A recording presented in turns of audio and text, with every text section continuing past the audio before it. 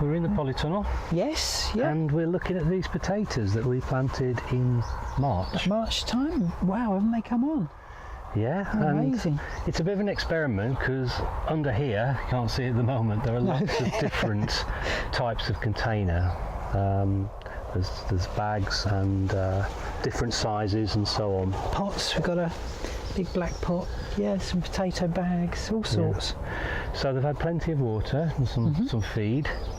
Definitely plenty of water because obviously in a polytunnel you don't get much, do you? They're just relying on you, aren't they? Yeah. And they're starting to flower, so they can't be too far away, can they?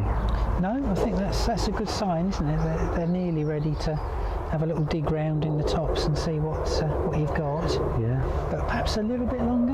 Yeah, going to leave it a little bit longer, and then we'll start having a look, see what they've produced. Yeah, yeah.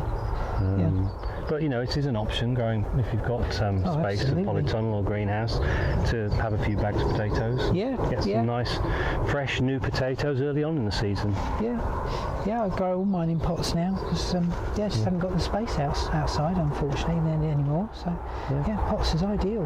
That'll be really interesting to see if there's any difference in the weight of potatoes we get from each bag. Yeah, so next time we come, perhaps we'll pull them all apart and have a look, see what's in there. Brilliant. Yeah, looking forward to that. It's quite exciting, isn't it? Yeah. Buried treasure.